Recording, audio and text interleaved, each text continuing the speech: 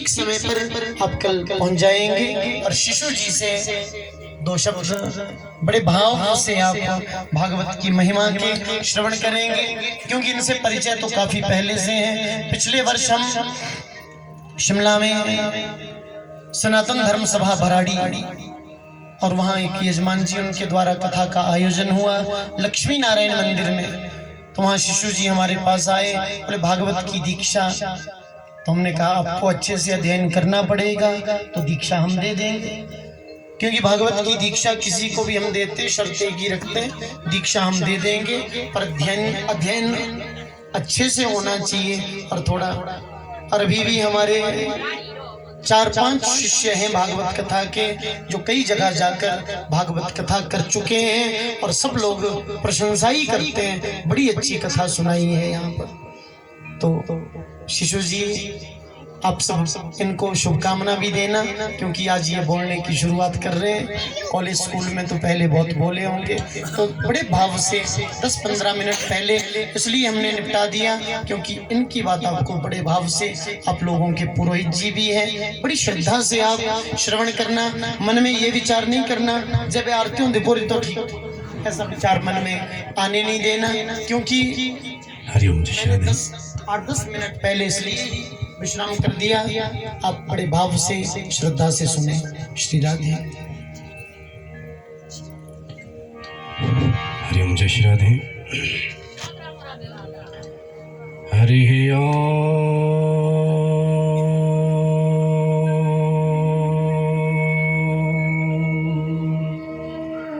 नमः परमहंसा स्वादित चरण कमल चिन्हं करंदाय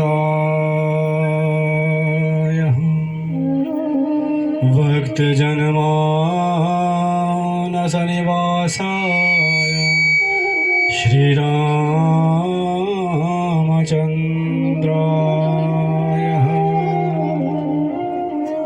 स्वस्ति श्री गुरुवे नमः। श्री गणेशाय चरण कमलेभ्यो नमः। श्री सरस्वत्यै चरण कमलेभ्यो नमः। श्री नवदुर्गायै चरण कमलेभ्यो नमः। श्री मातृपित्रे चरण कमलेभ्यो नमः। श्री सद्गुरु चरण कमलेभ्यो नमः। श्री राधा कृष्णाभ्यां चरण कमलेभ्यो नमः। श्री कालकेश्वर्यै चरण कमलेभ्यो नमः। श्री नागचैल चरण कमलेभ्यो नमः। श्री शंठकाल्यै चरण कमलेभ्यो नमः। श्री ब्रजेश्वर्यै चरण कमलेभ्यो नमः। श्री गढ़ासन्यै चरण कमलेभ्यो नमः। श्री जयश्र्यै चरण कमलेभ्यो नमः। द्यंदरकालियै चरण कमलेभ्यो नमः। चूड़ेश्वराय चरण कमलेभ्यो नमः।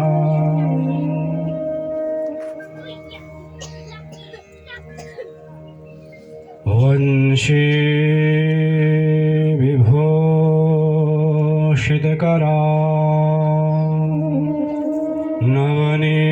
नवनीरदाभा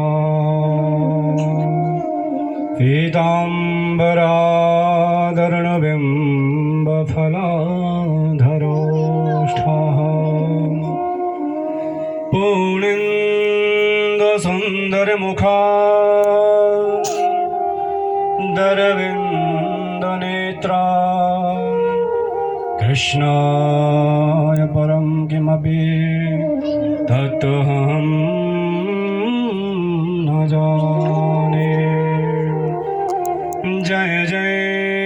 श्री राधा रमण जय जय नवल किशोर जय गोपी चित चोर प्रभो जय जय माखन चोर। बोले श्रीमद्भागवत महापुराण की जय। शुक्रु व्यास भगवान की जय। परम मंगलमय प्रातपर अखिलेश्वर अकारण करुणा वरुणाल्य भक्तवांछित कल्पतरु तद्विद्युत विनिंदित पीताम्बरधारी श्री कृष्ण वांगमय प्रतिमूर्ति श्रीमद्भागवत महापुराण सप्ताह ज्ञान यज्ञ मंडप पर आवाहित अनावाहित 33 कोटि देवी देवता व्यास आसन को सुशोभित करते हुए अलंकृत करते हुए सुख स्वरूप व्यास जी मेरे सतगुरु के चरणों में मेरा कोटि कोटि प्रणाम। इनके साथ पधारे हुए सभी प्रजनों को मेरा शुभाशीष और मंडप पर आवरणित प्रतिष्ठित सभी विप्रजनों को मेरा कोटि कोटि प्रणाम। कथा के मुख्य यजमान श्रीमान रणधीर सिंह वर्मा जी, श्रीमान सुंदर सिंह वर्मा जी, उनके धर्मपत्नियां, बच्चे, परिवार के सभी सदस्य, सभी ग्रामवासी, परगनावासी, सभी रिश्तेदार और इस पंडाल में बैठी वेद माता गायत्री के स्वरूप सभी माताएं और बाबा शौनक आदि ऋषियों के स्वरूप बुजुर्गों, भाइयों और बाल ग्वाल के स्वरूप प्यारे प्यारे बच्चों। भाग्योदयेन बहुजन्म समर्जितेन सत्संगमं च लभते पुरुषो यदा वै अज्ञान हेतु कृतमोहमदंधकारनाशं विधाय हि ततोदयते विवेकः। प्रिय भक्तजनों, ये एक जन्म का संबंध नहीं है, ये अनंत जन्मों का संबंध है। जब जन्म जन्मांतरों के, जब पूर्व जन्मों के हमारे भाग्य उदय होते हैं, तब ही जीव को क्या है, सत्संग का लाभ मिल पाता है। आप जैसे भक्त वृंद, आप जैसे संत जहाँ पर होगे, उससे क्या होता है, विवेक जगता है। जब विवेक का सूर्य उदय होता है, तब ही जो अज्ञान का अंधकार है वो दूर होता है।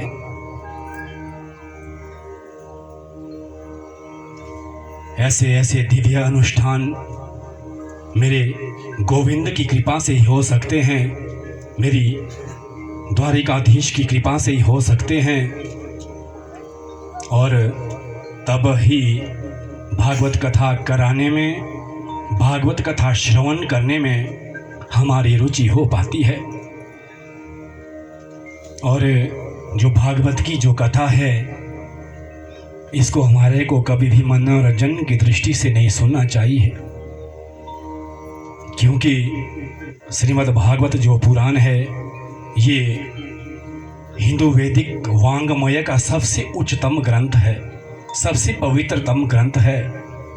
भागवत कथा ऐसी सुने कि हे परमात्मा, हमारे जीवन में कुछ परिवर्तन करना, जिससे हमारे जीवन में कुछ परिवर्तन हो और आपके चरणों में हमारी निष्ठापूर्वक प्रीति हो, ऐसी सुनी जाती है भागवत कथा। तो भागवत कथा श्रवण की पद्धति क्या है, इसके नियम क्या है, भागवत कथा क्यों सुनी जाती है, यदि हम इसका विशुद्ध विवेचन करें तो भागवत महात्म्य में इसका संक्षिप्त रूप से वर्णन किया गया है। जो आपने पहले दिन की जो कथा महात्म्य हुआ था, आदरणीय गुरुदेव से, व्यास जी से आपने इसका विधिवत श्रवण किया था। सच्चिदानंद रूपाय विश्वोत्पत्त्यादि हेतवे तापत्रय विनाशाय श्रीकृष्णाय वयं नमः। प्रिय भक्तजनों, तीन चीज़ों का हमेशा ध्यान रखना होता है। हमारे जीवन में तीन चीज़ें मुख्य है। वो क्या हैं? सतघन, चितघन और आनंद घन। जैसे हम बात बात में कहते हैं राम राम राम, ऐसे ही कहते हैं सच्चिदानंद सच्चिदानंद सच्चिदानंद। सत किसे कहते हैं? सत क्या होता है भक्तों? किसे कहते हैं सत? सत कहते हैं सत्य को। जो परमात्मा कैसा है? सत्य है।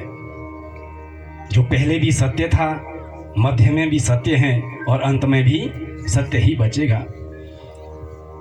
तो सत्य सर्वतम प्रतिष्ठितम, सत्य हर जगह प्रतिष्ठित है। हम झूठ बोलते हैं ना, झूठ से हम कुछ समय के लिए बच सकते हैं, लेकिन जो हमारी वास्तविक जो सच्चाई है वो एक ना एक दिन हम लोगों के सामने उसका प्राकट्य हो जाता है। इसलिए अपने जीवन में अधिक से अधिक क्या है, सत्य का पालन करें। आज यह संकल्प ले ले, आज यह प्रतिज्ञा ले ले इस भागवत में कि हम अधिक से अधिक क्या करें, सत्य बोलने का प्रयास करें। सत्य बोले, क्योंकि सत्य सर्वतम प्रतिष्ठितम, सत्य हर जगह क्या है, प्रतिष्ठित है। थोड़ी देर लगती है सत्य को उजागर करने में, लेकिन जो वास्तविक जो सच्चाई है वो एक ना एक दिन लोगों के सामने क्या है, प्रकट हो ही जाती है। इसलिए आप क्या है, सत्य बोलने का प्रयास करें, तब ही हम और आप लोगों का भागवत सुनने का तब ही फायदा है। दूसरी बात आती है चित्त की। चित्त किसे कहते हैं? चित्त कहते हैं अविनाशी को। हमें कोई पुस्तक पढ़नी होती है ना, हम कहीं अंधेरे कमरे में बैठे हुए हैं, हमें कोई पुस्तक पढ़नी है तो हम क्या करते हैं, लाइट जलाते हैं, अपने स्विच को ऑन करते हैं, तब प्रकाश होता है। तो वो परमात्मा कैसा है? प्रकाशवान है, जिसको किसी से प्रकाश लेने की आवश्यकता नहीं पड़ती है, तो ऐसा परमात्मा है। और तीसरी बात आती है आनंद की। शास्त्रों में जो आनंद की परिभाषा है वो उसकी बहुत व्याख्या की गई है। क्या दंडवत के गद्दे पर सोना क्या आनंद है? लाखों करोड़ों की संपत्ति पाना क्या आनंद है? अपने शरीर में 5 किलो सोना पहनना क्या आनंद है? लाखों करोड़ों की गाड़ी लेना क्या आनंद है? आनंद को ढूंढने के लिए हम क्या विदेश चले जाते हैं, कहाँ भ्रमण नहीं करते, फिर आनंद भी हमारे को मिलता ही नहीं है। क्यों? क्योंकि आनंद कभी बाहर होता ही नहीं है। आनंद तो संसार में बाहर होता ही नहीं, आनंद तो हमारे भीतर ही है। जिसको आत्मा का बोध हो गया, आत्मा का ज्ञान हो गया, उसे आनंद कहते हैं। देखो, संसार में किसी ना किसी चीज का कुछ ना कुछ उल्टा अवश्य ही होता है। जैसे विद्वान का उल्टा मूर्ख, अमीर का उल्टा गरीब, लेकिन आनंद का उल्टा कुछ भी नहीं होता। आनंद एक ऐसी चीज है जिसका उल्टा कुछ भी नहीं होता है। इसलिए सत्य भी श्री कृष्ण है और चित्त भी श्री कृष्ण है और आनंद भी श्री कृष्ण है। ऐसे सतचित आनंद स्वरूप परमात्मा के चरणों में हम क्या करते हैं, प्रणाम करते हैं।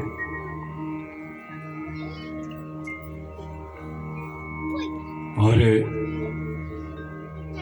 इन तीनों तापों को विनष्ट करने की शक्ति जिसमें है, श्री कृष्णाय वयं नमः।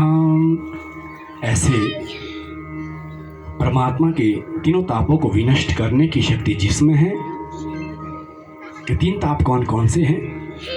देहिक देविक भौतिक तापा, राम राजय काहू ही व्यापा। कोई तन दुखी कोई मन दुखी, कोई धन बिन रहे तो उदास। थोड़े थोड़े सब दुखी, सुखी राम के दास। संसार में ऐसा कोई व्यक्ति नहीं है जो अपने छाती पर हाथ रख करके ये कह सके कि मैं सुखी हूँ। कोई भी सुखी नहीं है। 5-5 हजार का ओवरटर्न करने वाला व्यक्ति भी सुखी नहीं है। 2-2 हजार का ओवरटर्न करने वाला व्यक्ति भी सुखी नहीं है। एक यजमान जी थे, उनके घर हमारा जाना हुआ किसी पूजन के लिए। जैसे ही हम पूजन से निवृत्त हुए, फ्री हुए, अब बाल भोग की बारी आई, तो उन्होंने हमारे लिए तो कुछ अच्छे व्यंजन बनाए थे, लेकिन जो अपने लिए वो व्यंजन लाए वो क्या लाए? एक सूखा फुल्का और मूंग की दाल। मैंने कहा यजमान जी, आप ये सूखा फुल्का और मूंग की दाल खा रहे आखिर क्यों? उन्होंने कहा पंडित जी, यदि हम चौपड़ करके रोटी खा लेंगे तो क्या है, हमारा ब्लड प्रेशर है जो क्या हाई हो जाएगा। तो ये है तन का दुख। सब कुछ है, लाखों करोड़ों की संपत्ति है, 8-10 लग्जरिया गाड़ी है लाखों की, लेकिन तन का दुख है, खा नहीं सकते हैं। सब कुछ है मगर लेकिन खा नहीं सकते हैं। और मन का दुख क्या है? वही यजमान बैठे बैठे सोच रहे हैं कि मैं इतना रईस आदमी हूँ, इतना पैसे वाला आदमी हूँ, मैं अपने बेटे का विवाह ना किसी बड़े खानदान से करूँगा, किसी बड़े खानदान से संबंध जोड़ूंगा जो मेरी बराबरी का होगा। लेकिन बेटे ने क्या काम कर दिया? जो गोर नौकरानी हो ना, त्यों भगाया डेगुआ, और उनको घर की नौकरानी को भगा करके ले गया और कहता है पिताजी मैं तो कर दी शादी, अब कभी बेटा नहीं मानता, कभी बेटी नहीं मानती, तो इसको कहते हैं मन का दुख। और धन भी न रहा तो उदास। बेचारा एक मजदूर है, बड़ी बड़ी इमारतें बनाता है, बड़े बड़े नेशनल कंपनियां बनाता है, रंगाई करता है, पुताई करता है, डिस्टेम्पर करता है, अपनी जान जोखिम में डालता है, लेकिन उसको 200-400 रुपया शाम को मिल भी जाता है, तो उन पैसों का वो अपनी पत्नी को खिलाए, अपने बच्चों को खिलाए या खुद पर खर्च करे, तो इसे कहते हैं धन का दुख।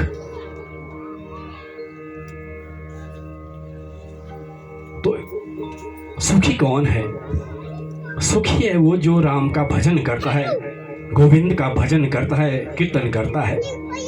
कबीरा सब जग निर्धना, धनवंता न कोय, धनवंता सो जानियो, जाको राम नाम धन होए।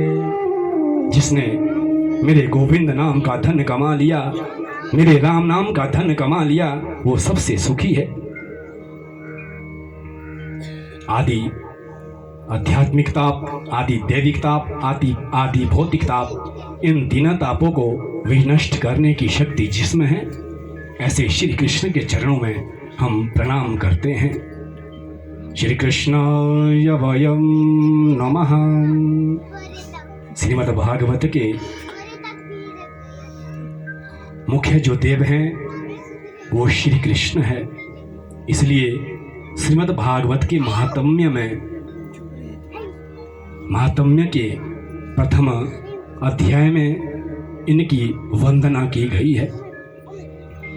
सच्चिदानंद रूपाय विश्वोत्पत्त्यादि हेतवे तापत्रय विनाशाय श्री कृष्णाय वयं नमः। जो इस सृष्टि की उत्पत्ति, स्थिति, लय, जिसकी विलासिता से यह सारा विश्व चल रहा है,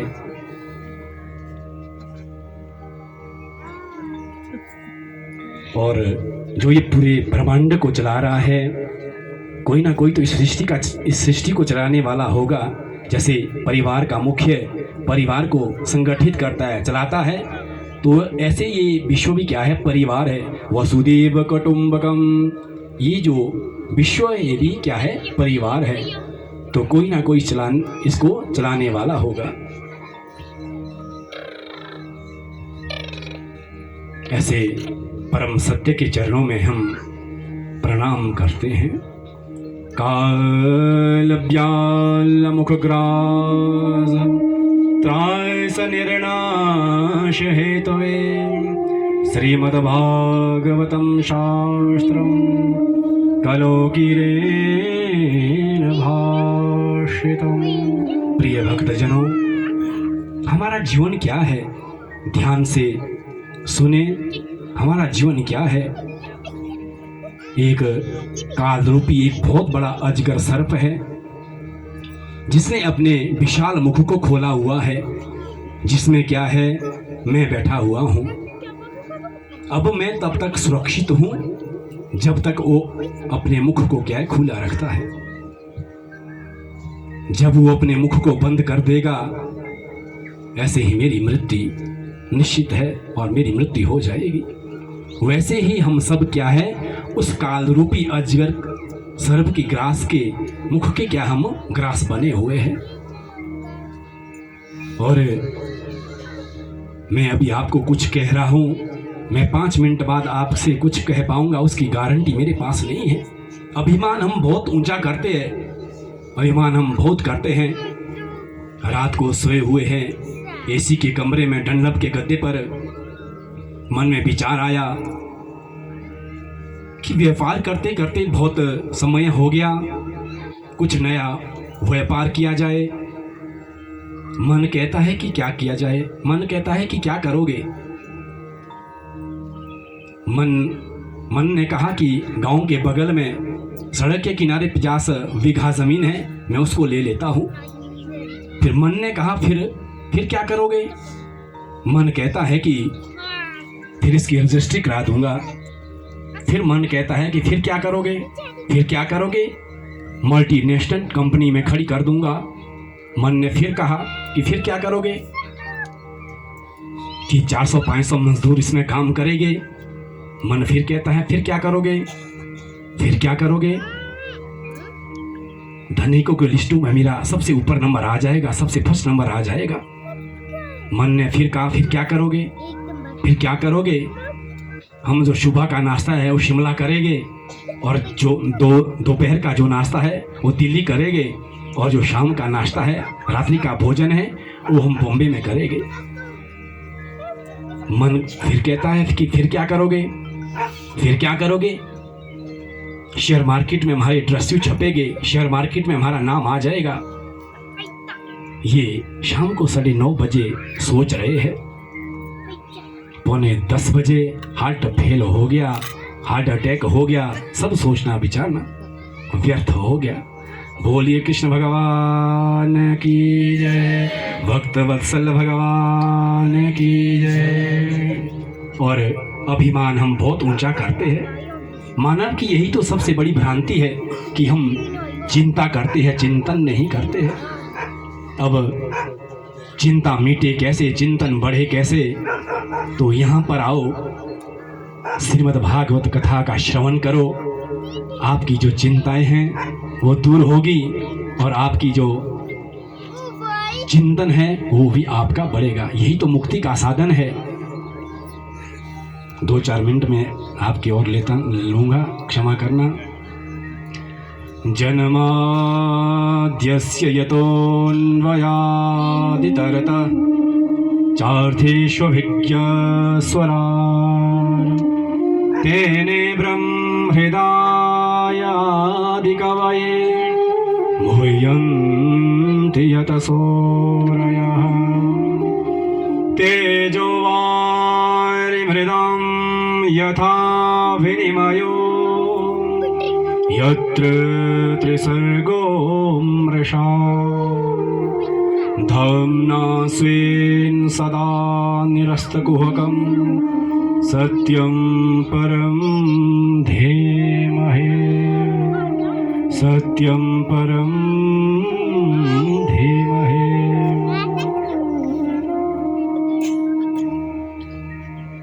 अस्य विश्वस्य यतो यस्मात् जन्म स्थिति भंगा भवन्ति वा यतो वा इमानि भूतानि जायन्ते येन जानाति जीवन्ति यत्प्रत्यभि सविशन्ति। जो इस विश्व की उत्पत्ति स्थिति लय फिर इसी सृष्टि को उसमें क्या है लीन कर देता है, ऐसे सत्य परमात्मा के चरणों में हम सब क्या करते हैं, प्रणाम करते हैं। जन्माद्यस्य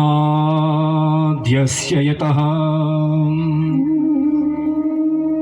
ये जो सूत्र है ये वेदांत सूत्र का दूसरा सूत्र है। जन्माद्यस्य यत, जन्म आदि अस्य यत,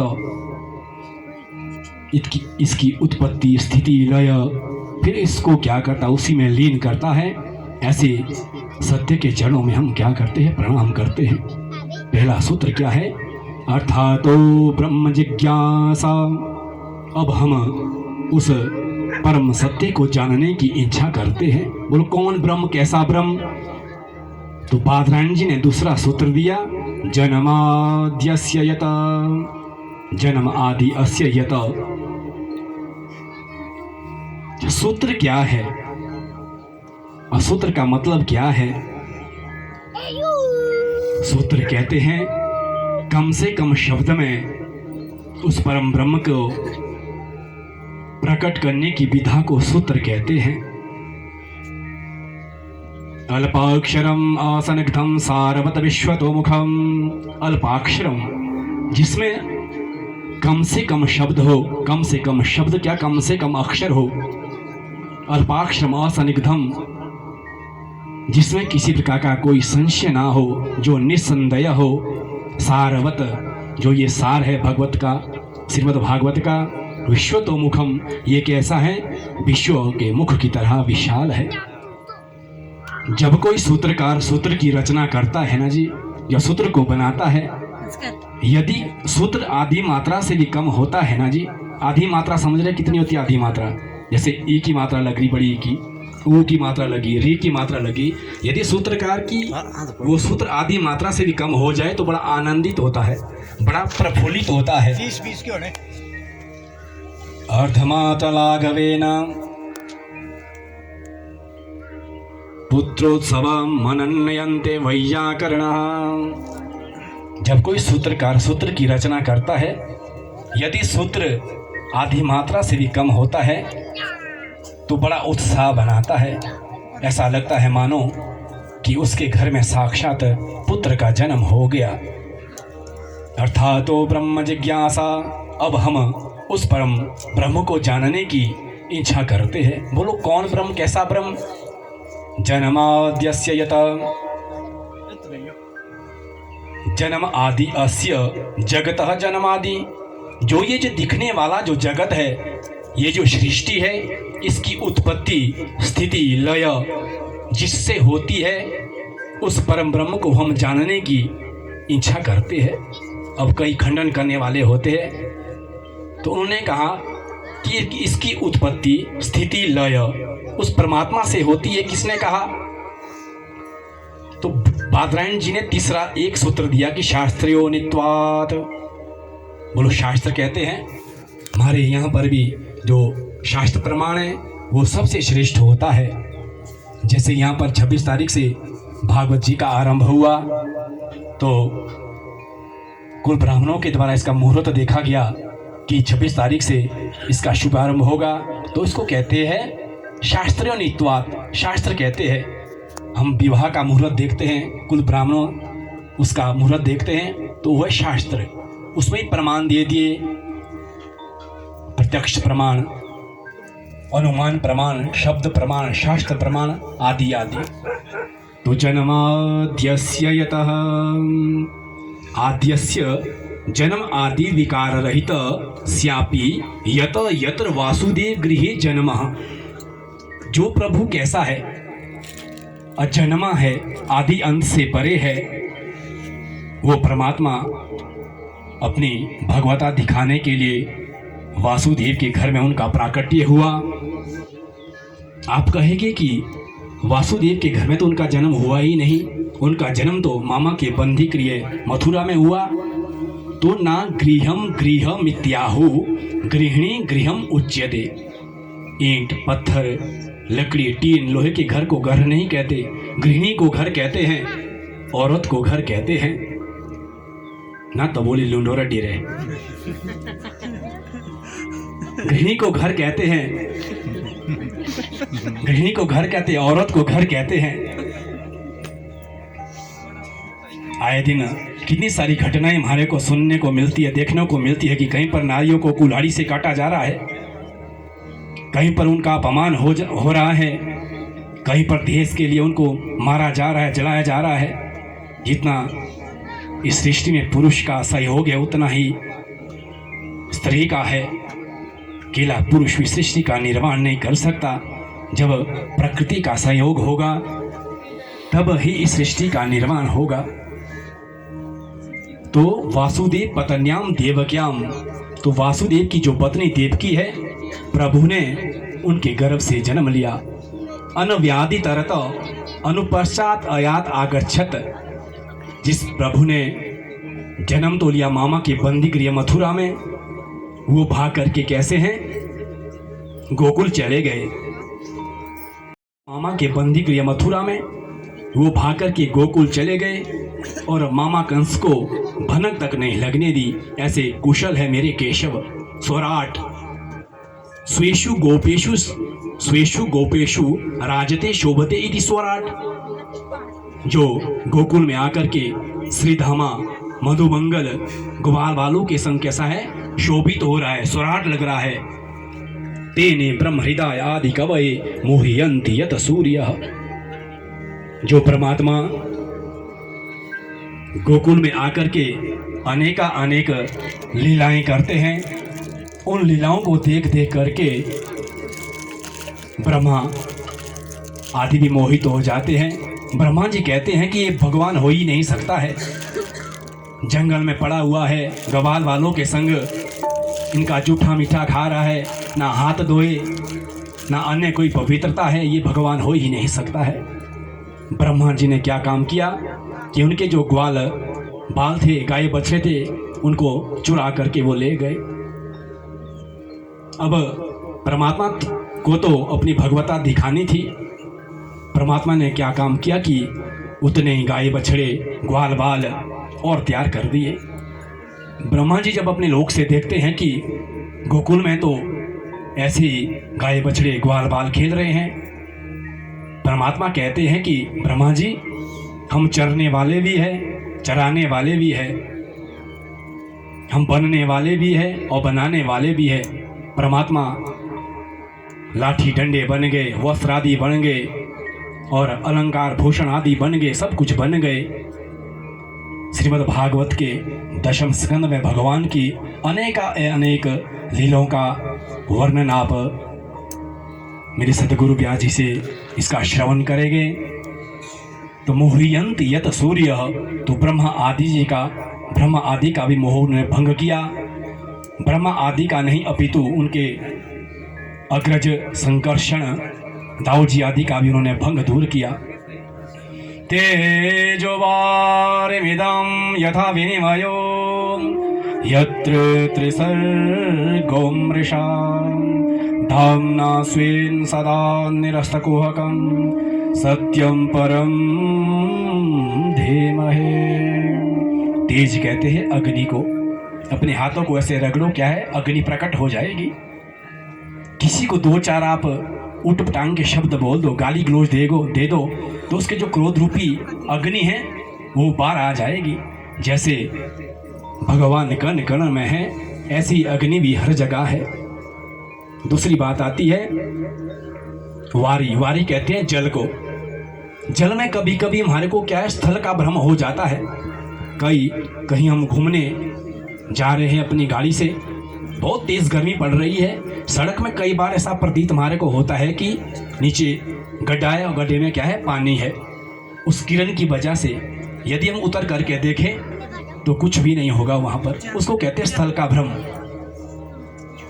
यदि हम कहीं रेगिस्तान में है, यदि प्यासा अपनी प्यास को बुझाने के लिए वहाँ पर जाए तो उसको एक बूंद भी नसीब नहीं होगी। उसको कहते हैं स्थल का भ्रम। वारी, मृदा कहते हैं मिट्टी को। कुम्हार मिट्टी के अनेक सारे बर्तन बनाता है, घड़ा बनाता है, सुराही बनाता है, चिलम बनाता है। अब उसकी एक विशेषता देखो, जो घड़ा होता है वो तो हमारे हृदय को क्या ठंडा करता है, लेकिन जो चिलम होती है वो हमारे हृदय को क्या जलाती है। यदि वो जब फूट जाता है, जब वो घड़ा फूट जाता है, वो अपने वास्तविक रूप में आ जाता है। मिट्टी है तो मिट्टी बन गई। तेजो वारी मृदाम यथा विनिमयो यत त्रिसर्गो मृषा। तो भगवान जी के 3 धाम हैं, श्री धाम वृंदावन, श्री धाम मथुरा, श्री धाम द्वारिका। इनके जो मुख्य परिकर है वो क्या है, नित्य है। मृषा अमृषा, ये जो सृष्टि है कैसी है, क्षणिक है। ये जो सृष्टि है ये क्षणिक है, झूठी नहीं है लेकिन क्षणिक है।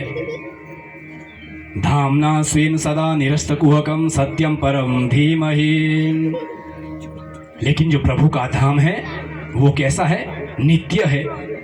ये न कभी बनता है न कभी प्रलय होता है, ये नित्य है। भौतिक जो सृष्टि है, भौतिक जो जगत है वो बनता है और बिगड़ता है, लेकिन जो प्रभु का धाम है ये प्रकट होता है और अप्रकट होता है। ऐसे ही प्रभु रहते तो अपने धाम में ही हैं, अपने स्वधाम में ही हैं। धामना स्वेन सदा निरस्त कुहकम सत्यम परम धीमहि। ऐसे ही परमात्मा रहते तो अपने धाम में ही हैं, अपने स्वधाम में ही हैं। वहाँ से अपने भक्तों के दुखों को, कष्टों को निरस्त कर देते हैं, दूर कर देते हैं। जिस प्रकार सूर्य कहीं आकाश में अपनी गति में है, जब वो उसकी किरणें जब पृथ्वी पर गिरती हैं, पृथ्वी में कमल खिला होता है।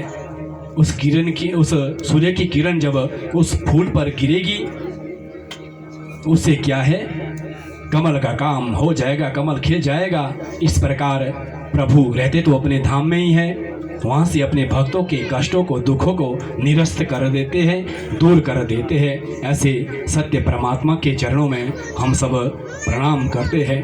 बोलिए कृष्ण भगवान की जय, व्यास भगवान की जय, दिवंगत आत्मा की, भक्तवत्सल भगवान की जय।